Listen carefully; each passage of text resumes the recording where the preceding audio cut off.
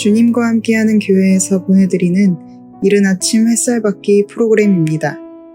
이 시간을 통해 하나님의 말씀에 나를 비춰보며 나 자신을 성찰하는 시간이 되시기를 바랍니다.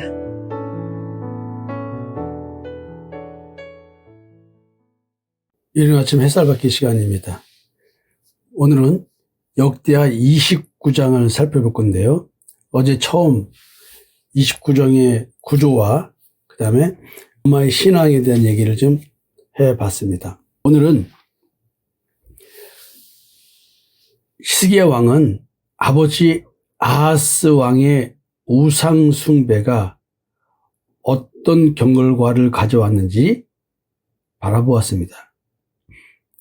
히스기야는 분명히 모친의 신앙적 영향을 받아서 아버지 왕이 왜 저러지? 저 파멸의 원인이 뭔지를 분명히 하나님의 관점에서 보았을 것입니다. 이 얘기를 한번 살펴보겠습니다. 히스기야는 이런 아버지를 바라보면서 어떤 마음을 갖게 되었을까요? 히스기야는 우상 숭배의 결과를 직접 보았습니다. 자기 아버지 통찰에서 우상 숭배하는 아버지로 말미암아 유다가 어떻게 국가적으로 붕괴되고 있는지를 경험했습니다. 먼저 아하스 시대의 유다는 그 우상 숭배로 인해서 정치 군사적 파멸을 목격했습니다. 아람과 북이스라엘이 침공했죠. 블레셋과 에돔이 약탈을 했죠. 아수르에 대한 굴욕적 조경과 석국화되었죠. 국토의 많은 부분을 상실하고 많은 사람들이 죽어갔습니다. 히스기야는 왕자로서 우상 숭배가 어떻게 대내외적으로 문제가 발생해서 정말로 조공을 바치고 속국이 되는 그런 국가적 치욕이 연결되어 가는지를 분명히 목도하였습니다. 뿐만 아닙니다. 종교적으로 붕괴가 되는 과정과 발을 맞춰서 이렇게 국가적 파멸이 이루어지고 있었습니다.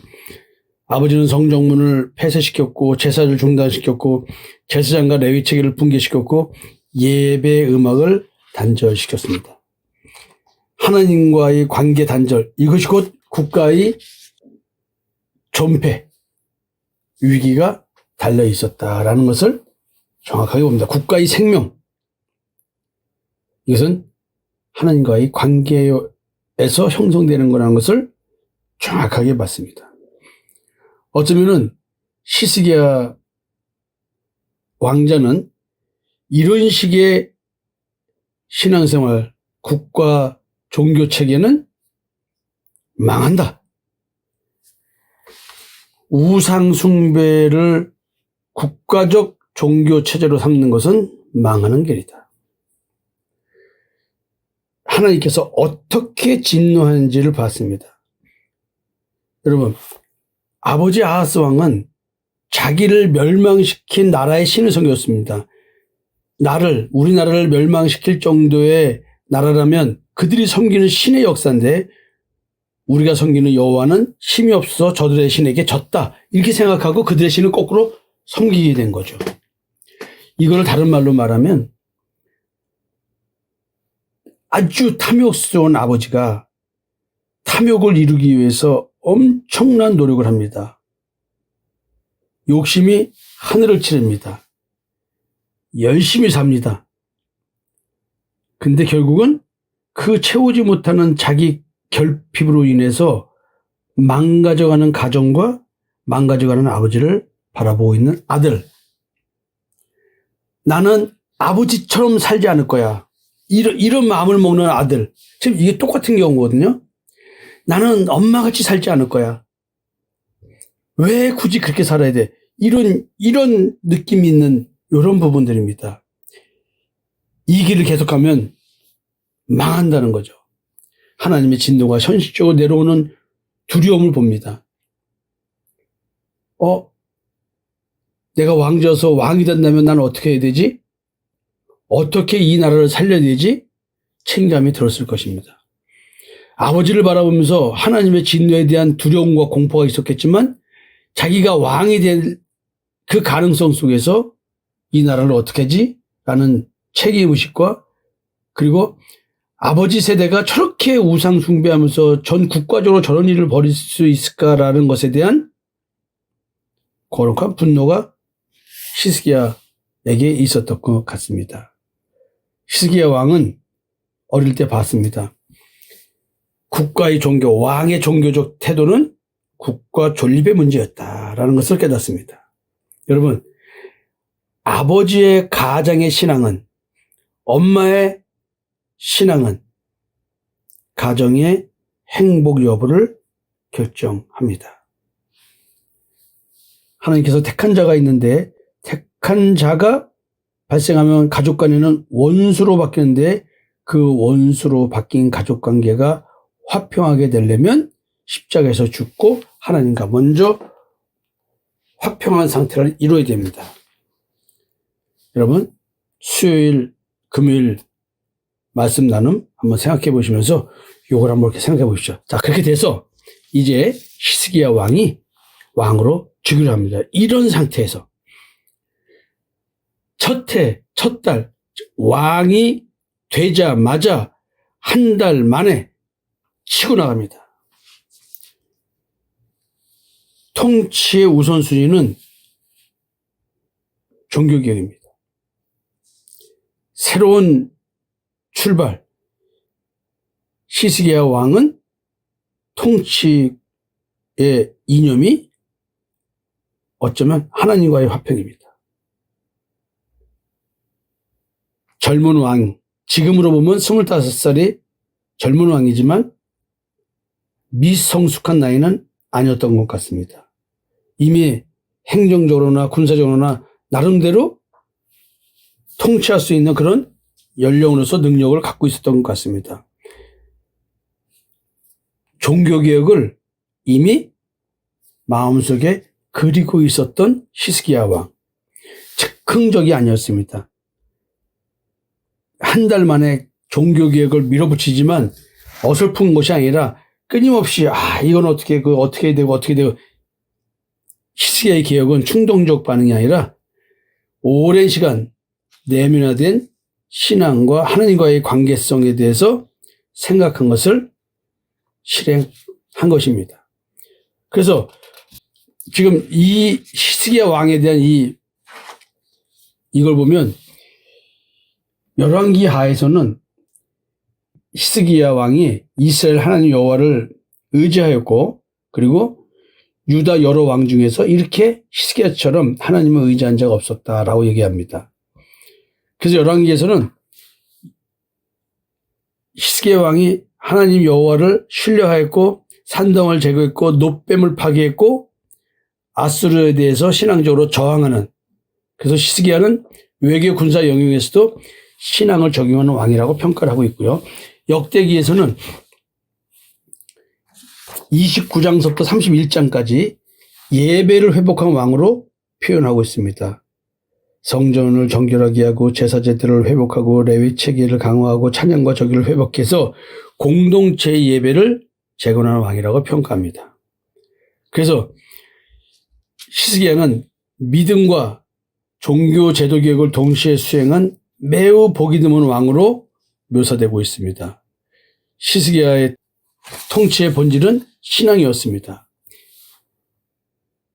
아버지 아하스 왕의 우상 숭배의 결과를 목격한 아들 세대가 선택한 하나님 앞에 겸비하게 회개하는 왕으로서의 통치. 참 여러분, 이게 담임 목사로서는 이런 걸 굉장히 신경 써야 됩니다.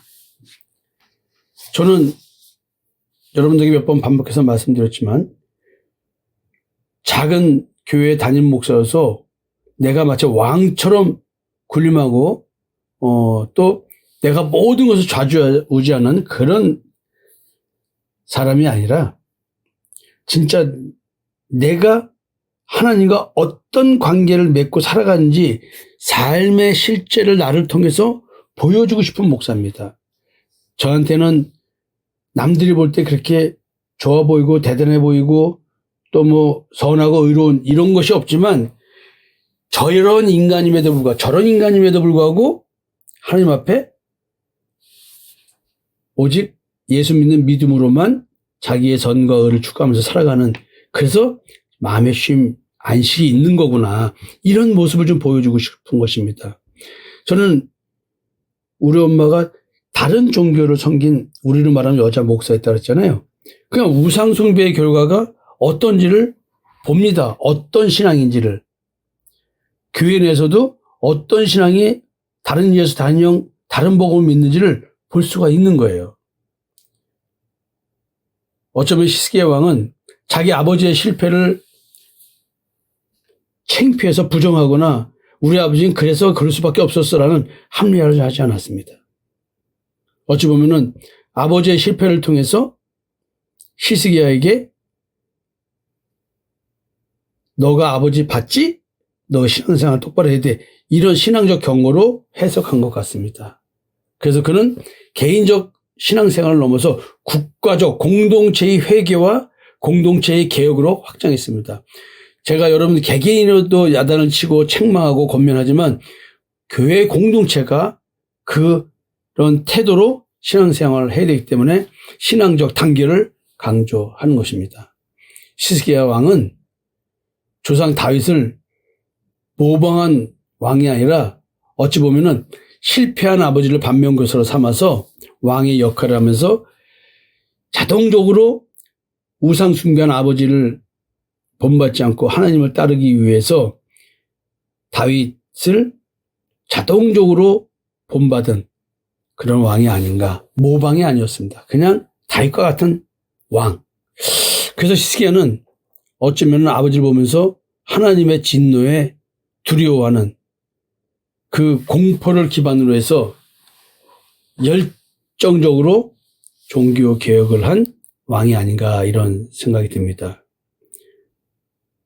히스기야 왕은 아버지 우상 숭배의 폐단을 봐왔고 산증인이 되었고 또 모친을 통해서 전승대 신앙 기억을 붙들고 즉위와 동시에 국가의 방향을 하나님께 되돌린 엄청난 개혁 군주였습니다. 여러분, 부모 탓할 필요가 없습니다. 다 내 신앙이고 내 결정입니다. 부모가 아무리 문제가 많아도 내가 하나님 앞에 바로 서면 되고요. 아무리 부모가 나를 돌보지 못했다 할지라도 내 스스로가 하나님 앞에 서 있으면 됩니다. 아무리 부모가 대단하다 할지라도 그 대단함을 통해서 내 속에 있는 정욕과 탐심, 이것이 작동되어 가지고 따라가는 것이 아니라 도리어 저렇게 정욕과 탐심대로 살아가면 하나님의 진노가 임한다를 안다면 그거를 따라갈 필요가 없습니다. 어쩌면 우리는 내 정욕과 탐심을 이룬 걸 바라보면서 내 자식들은 나도 아버지처럼 살리라고 할 수 있어요. 우리 애들은 아버지가 사는 방식대로 살면 세상에서 힘들다는 걸 압니다. 그래서 목회의 길을 갈 수는 없겠죠. 목회의 길을 가라고 권면하는 것이 아니라 신앙 안에서, 믿음 안에서 성령의 인도하심을 따라 살라고 말해주고 싶습니다. 그 모습을 보여주고 내가 죽으면 언젠가 우리 두 아들도 그렇게 따라갈 것이고 손자도 따라갈 것이고 손녀가 있다면 손녀도 따라가겠죠. 부모와 신앙은 무관합니다. 내 신앙입니다. 여러분, 히스기야 왕을 본받아서 우리들의 부모의 신앙이 잘못됐으면 그 신앙을 배격하고 하나님 앞에서 바라가는 우리들 되었으면 좋겠습니다. 감사합니다.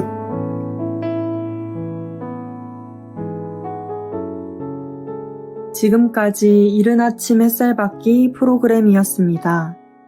오늘 하루도 믿음 안에서의 삶을 누리시는 여러분이 되시기를 기도합니다.